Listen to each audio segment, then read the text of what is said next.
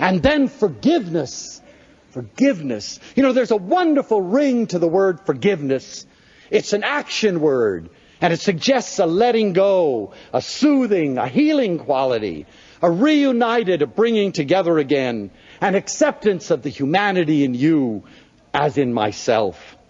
Children, and you were all children once, and you still are, if you get in touch with it, are natural forgivers. It's the parents that won't forgive. You know, the children fight. 2 minutes later, they're together again having a good time. Parents interfere, and they're never speaking to each other again. That happens all the time. And most of us are still bearing grudges against our parents. For goodness sakes, let it go. They may not have been perfect. They tried to do the best they can. Why are you still bearing grudges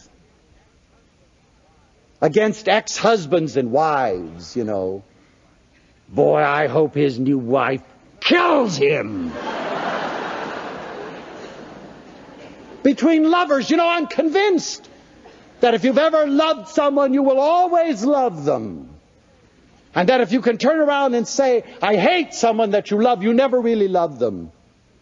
You wish them well, even if it means they're going without you, because you love them.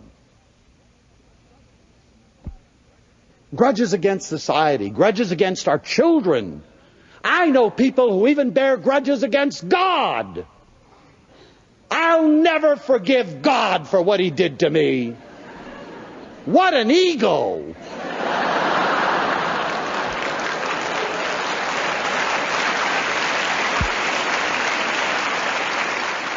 And we even bear grudges against ourselves. We talk about what we should have done. And we spend our life talking about what we should have done.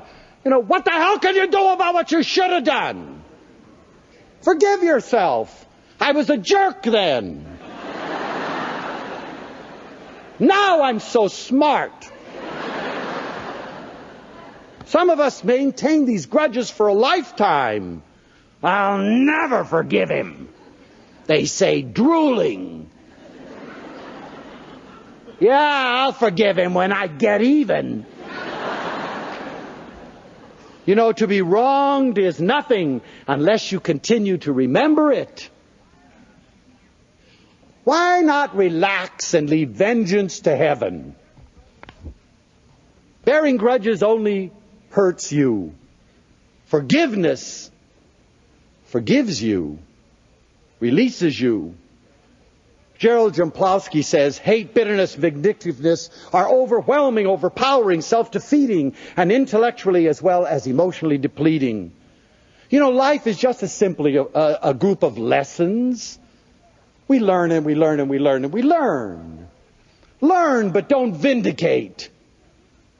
It only punishes you. And forgiveness is a choice. You know, you can choose to forgive, or you can choose forever to avoid the person, to attack the person, to abuse the person, to hate the person. We're so quick to condemn. Isn't it amazing how many relationships have broken up simply because of a word that was or was not spoken? A thoughtless action, a mistaken judgment, an unfeeling criticism. It's enough to devalue years of relationship, of sharing, of warmth, of togetherness. And what have you accomplished? And we engage in scenarios of blame and of hurt. Forgiveness begins with honesty and with empathy.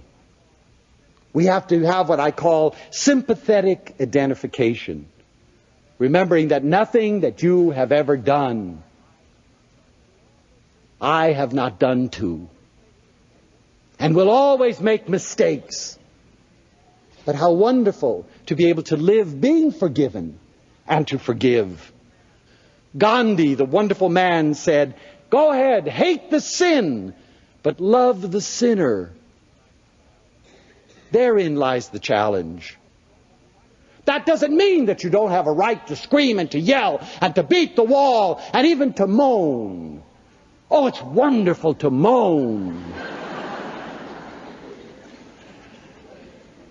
how sad that we say that you are mature when you are stoic. You know, he left you. He's a rat. And it hurts. And you walk around saying, I don't care. What do you mean you don't care? Lock yourself in a closet. Draw his picture on a wall. Pow, smack! You know, a wonderful thing happens to you. It goes away. Don't deny it, accept it. But don't hold on to it, for goodness sakes. You know, I know a man who objected to the fact that his daughter was marrying this young boy at the university and disowned her. Said, I never want to see her again. He wouldn't go to the wedding. He wouldn't see her. For 14 years he didn't see his daughter until he had a heart attack. And then she came to his bedside with her husband. And amazingly enough, he was a nice guy.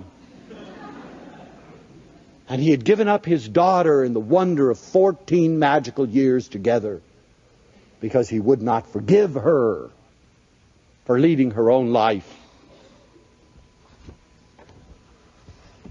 Remember that you're forgiving as much for yourself as you are for others. Because without forgiveness, you can't move forward. You're chained. Actually, the other person is punishing you because you can't be fully you. There's no acceptance of human behavior unless you are a forgiver. And when you free yourself from these chains of grudges, you become able to look for other alternatives. So let it go.